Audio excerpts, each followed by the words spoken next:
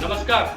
Pan India outreach programme के तहत मैं secretary DLSA Sirmaur at Nahan आज आपके बीच में एक छोटे से स्क्रिप्ट से ये देश कैसे चलता है, इस देश में कितने विंग्स होते हैं ऑर्गन, क्योंकि इसकी जानकारी के बगैर कोई भी लीगल अवेयरनेस प्रोग्राम मतलब कभी भी सक्सेसफुल नहीं हो सकता। आप देखें, सबसे पहले मैं आपको इस देश की पहले पिलर की ओर लेके जाना चाहता हूँ।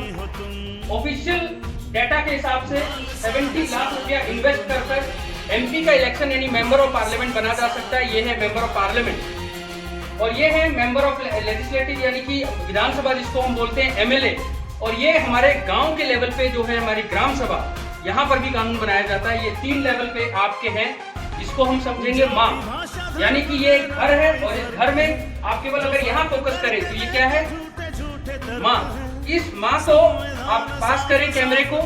इनको एक मेन्यू कार्ड दिया गया है जिसको कहते हैं भारत का संविधान। 2 साल 11 महीने 18 दिन और 64 मिलियन उस जमाने के लगाकर इसको बनाया गया था। और आप इसमें ध्यान दें तो गांधी जी और नेहरू जी दोनों दिख रहे हैं। हम भी गांधी जी के बर्थडे से लेकर नेहरू जी के बर्थडे तक 45 दिन में 545 गांव को आउटरीच कर रहे हैं। तो आप देखें कि ये किताब मैंने इनको दे दी, लेकिन अभी तक 75 इयर्स ऑफ आजादी के बावजूद इस संविधान में लिखा गया है कि ये जो पिलर है, ये पिलर केवल इंडियन होना चाहिए और सॉल्वेंट। और ये कॉन्स्टिट्यूशन में बहुत सारी जटिल बातें हैं। तो मैं आपको ऑनरेबल सुप्रीम कोर्ट की जजमेंट बताना चाहता हूं, जो प्रधान के लेवल पे थी, यानी एमपी और एमएलए के लेवल पे नहीं थी, पर किसके लेवल पे थी? जोर का बोलो बच्चों, प्रधान।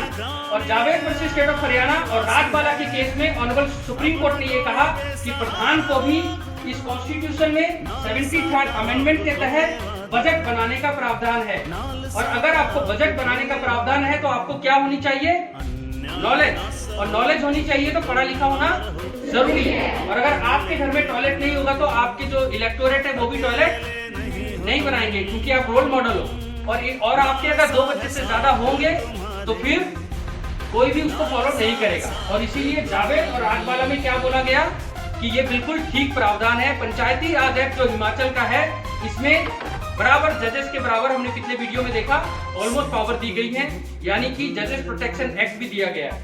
नेक्स्ट, अब ये अगर खाना बना रही है और बिल्कुल ठीक खाना बना रही है, आप देख सकते हो उनके हाथ में खाना है, तो क्या इनको डांट पड़नी चाहिए?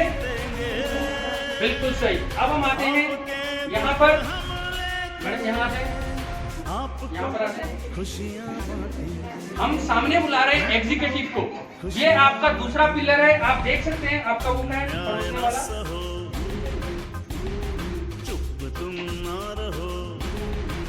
आप देख सकते हैं कि इनके हाथ में परोसने वाला करछी है। ये उस घर में माँ है तो ये घर में बहन है। क्या है? जिस तरह आपके घर में माँ खाना बनाती है और परोसने का काम हम किसको देते हैं? अनमोली अपनी बहन को। ये बहन की एग्जीक्यूटिव है। अगर ये बहन, आ जाओ बहन और खाना बांटो, एग्जीक्यूटिव खाना परोसती, यानी ये कानून, ये जो कानून है ये किसने बनाया?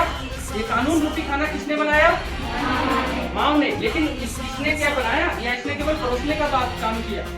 यही आपके एग्जीक्यूटिव है, डिस्ट्रिक्ट मजिस्ट्रेट या सब डिविजनल लेवल के मजिस्ट्रेट, पुलिस ऑफिसर, वीडियोस, ये सारे जो हैं जो इंप्लीमेंट करेंगे वो क्या कहलाते हैं?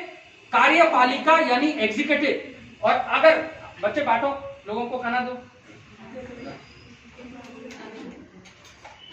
अब ये जरूरत के हिसाब से खाना अगर दे रही है, जो बुजुर्ग हैं उनको ये पालक खिला रही है, जो लड़की है उसको प्रोटीन चाहिए,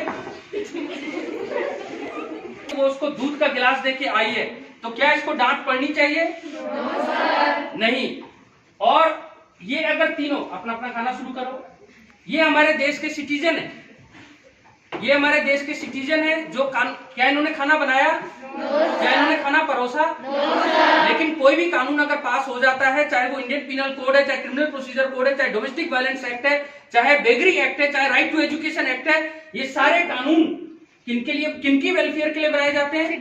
सिटीजन। और ये अगर ये बांटते समय कोई परहेज नहीं कर रही, किसी से भेदभाव नहीं कर रही, और ये जिसके हिस्से में जो आया वो ही खा रहा है, क्या किसी को डांट पड़नी चाहिए? अब आप देखें, थोड़ा अपनी जगह जाएं एग्जीक्यूटिव, तो एक कोने में थोड़े से ऊपर आप फोकस करें तो बिल्कुल ही अलग बैठे हुए हैं, अलग थलग, जो ना सिटीजन से मिलते हैं, जो ना एग्जीक्यूटिव से मिलते हैं, जो ना लेजिस्लेचर से मिलते हैं। वो अलग से पढ़े लिखे, जो हमने बताया आपको लॉ ग्रेजुएट्स हैं, जो एग्जाम देकर जज बने हैं, ये 3 लेवल पे सबसे आगे आओ, और उसके बीच में, और ये ऑनरेबल सुप्रीम कोर्ट है, उसके बीच में ऑनरेबल हाई कोर्ट, और सबसे नीचे ट्रायल कोर्ट्स। ठीक है, ये एक हायरकी है, लेकिन पावर सबका एक ही है, ड्यूटी सबकी एक ही है, केवल हायरकी और उसके पावर में डिफरेंस हो सकता है, पर नॉर्मली ये भारत की जुडिशरी। जब सबने अच्छा काम किया, क्या इनका रोल शुरू हुआ? नहीं।